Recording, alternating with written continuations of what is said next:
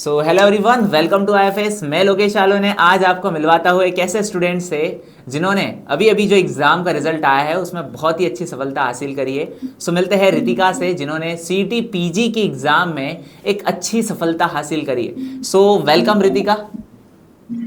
Thank you sir. Okay, so क्या रहा आपका रिजल्ट और कैसे आपने एग्ज़ाम को फाइनलाइज किया था? सर मेरा एक्चुअली स्कोर 132 आया सर लाइफ साइंस में।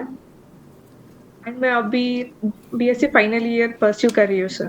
ओके, मतलब आपने अपनी बीएससी के दौरान ही सीईटी पीजी की एग्ज़ाम को क्वालिफाई किया है। जी सर। तो कैसे आखिरकार कैसे होता है एग्ज़ाम को क्वालिफाई, मतलब कि हमारे बीएससी के अंदर भी एग्ज़ाम का एक प्रेशर होता है, कॉलेज का प्रेशर होता है, और उस प्रेशर या स्टडी के प्रेशर के अंदर आपने इस एग्ज़ाम को कैसे किया? सर एक्चुअली जब सीयूटी एग्जाम्स के डेट्स अनाउंस हुए थे तब मेरे एग्जाम्स चल रहे थे, सेम एग्जाम्स सर। तो मुझे 15 डेज से टाइम मिला सर सीयूटी पीजी एग्जाम को प्रिपेयर करने के लिए। तो it was quite difficult sir to manage both BSc exams and CUET PG exams sir. तो how it is possible 15 days में सीईटी पीजी एग्ज़ाम को क्वालिफाई करना?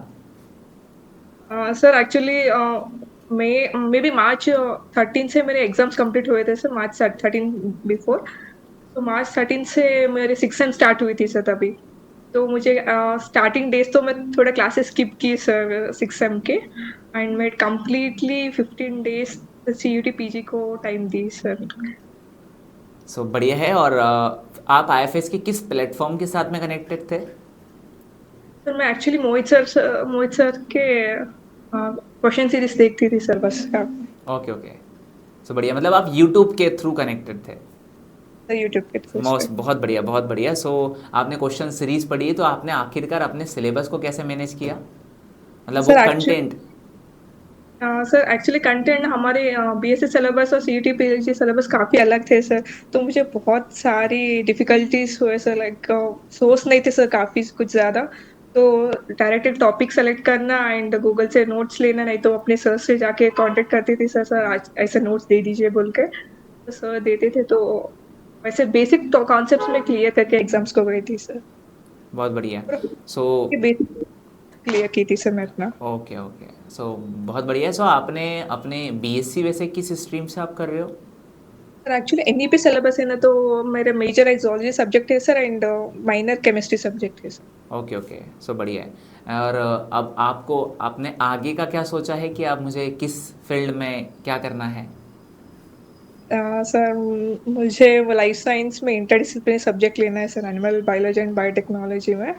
काफ़ी इंटरेस्टेड हो सर मैं उस सब्जेक्ट। चलो बहुत बढ़िया। सो आपको मिल भी जाएगा वैसे, और कॉन्ग्रेचुलेशन कि आपकी अच्छी एग्ज़ाम निकल गई है।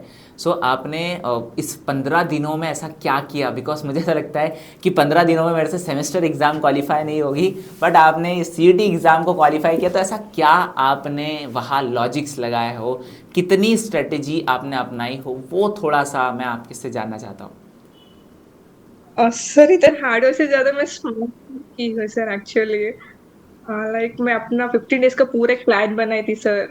10 डेज में पूरा सिलेबस कंप्लीट करना, लाइक एक दिन में एनिमल साइंस ऐसा।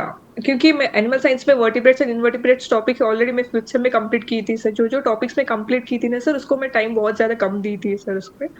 एंड स्पेशली बॉटनी सर, मेरी बॉटनी कॉम्बिनेशन नहीं है तो मुझे काफ़ी डिफिकल्टी फील हुआ सर, इवन एग्जाम्स में भी सर। मैं बॉटनी ऑलमोस्ट स्किप की थी सर, इसलिए मैं ऑलमोस्ट जूलॉजी में स्कोर की हूँ ऐसा लगता है मुझे। चलो बहुत बढ़िया है। सो आपका फिर रिवीजन शेड्यूल कैसा हुआ करता था, बिकॉज एक दिन के अंदर पढ़ना और रिवीजन करना, मुझे जहाँ तक लगता है थोड़ा सा तो एक इम्पॉसिबल जैसा आ जाता है, बिकॉज सिलेबस हमारा एक सब्जेक्ट का बहुत ज़्यादा, और उसको रिवीजन में लाना, तो वो आपने 15 दिन में कैसे किया? Sir as you know sir, मैं इतना टाइम ज्यादा नहीं था सर। तो मैं 10 डेज के बाद मतलब एक दिन में तीन तीन टॉपिक्स ऐसा कंप्लीट की, तीन तीन चैप्टर्स ऐसा एनिमल साइंस प्लांट्स ऐसे एक ही दिन में रखी थी सर ऐसा। मतलब जो टॉपिक्स इजी थे और जो टॉपिक्स हार्ड था एक दिन में ऐसे कंप्लीट की थी सर मैं, रिवीजन करने में। और क्वेश्चन प्रैक्टिस के लिए ओनली यूट्यूब का सोर्स था आपका, या हाँ कोई? Sir, only YouTube sir, only YouTube sir, क्योंकि सोर्स कुछ भी नहीं था सर। मुझे एक्चुअली ना सर कुछ उतना आइडिया नहीं था सीयूटी पीजी के। लाइक मेरे मम्मी बताए थे कि सेंट्रल यूनिवर्सिटी एग्जाम्स अप्लाई करो। देन काफी सेम एग्जाम भी था ना सर, तो मतलब कंसंट्रेट नहीं कर पाई सर। चलो बहुत बढ़िया। सो आपको और भी कोई एग्ज़ाम के बारे में पता चला हो या आपने दी हो एग्ज़ाम? नहीं सर, अभी तक तो बस सीयूटी एक ही दी है। Okay okay. मतलब आप अभी तो आपकी जर्नी स्टार्ट हुई है वैसे, और अभी आपको और भी आगे की जर्नी लेनी है। सो आपका मेजर एम क्या है लाइफ में? मतलब एक, हालांकि पूछना तो नहीं चाहिए बट फिर भी एक मेरा जनरल क्वेश्चन कि मेजर एम क्या है, कि आपको किस डायरेक्शन में जाना बहुत पसंद है? सर एक्चुअली मुझे टीचिंग फील्ड में बहुत ज़्यादा इंटरेस्ट है सर, तो मैं एमएससी कंप्लीट करके अपना पीएचडी करना चाहती हूँ। बहुत बढ़िया बहुत बढ़िया। सो फिर आपको CSR नेट के एग्ज़ाम से तो पास आउट होना ही पड़ेगा। जी सर। ठीक है, तो मैं आपको एक ज़रूर सजेस्ट करूंगा कि आप CSR के लिए ज़रूर IFS आइए, क्योंकि आपको जो CSR नेट की अगर मैं बात करूं तो वो एक ऐसा वास्ट सिलेबस होता है कि अगर आपने उसको बहुत ज़्यादा डेडिकेशन से एक 6 मंथ के अंदर पढ़ लिया, सो मोस्ट ऑफ आगे की जर्नी आपके आसान हो जाती है। मतलब एक सजेशन वाइज अगर मैं आपको दूँ, सो CSR के लिए जब भी आप प्रिपेयर करोगे तो उसका सिलेबस आपको मोस्ट ऑफ बिल्कुल एक मैनेज वे में पढ़ना है। सो आप जब मैनेज वे में पढ़ लो तो देन आपकी आगे की जर्नी बहुत आसान हो जाती है, बिकॉज क्योंकि आपकी थिंकिंग है कि आपको टीचिंग फील्ड में जाना है। सो टीचिंग फील्ड के अंदर आपको नॉलेज बहुत ज़्यादा इंपॉर्टेंट होना चाहिए।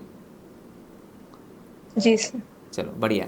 सो थैंक यू रितिका कि आपने जो भी चीज़ बताई। होप सो कि ये सारे एक्सपीरियंस जो भी इस वीडियो को देख रहे होंगे उनको ज़रूर ये चीज़ समझ में आई होगी कि हमें कोई भी चीज़ नहीं रोक सकती है। हम भले कहीं भी हो, किसी भी हाल में हो, किसी भी स्ट्रेस में हो, अगर कभी हमें करना है तो हम किसी भी हालत में कितने भी समय में पॉसिबल कर सकते हैं। सो थैंक यू रितिका कि आपने वो सारे वर्ड्स से हमारे सारे एक्सपीरियंस को स्टिमुलेट किया है।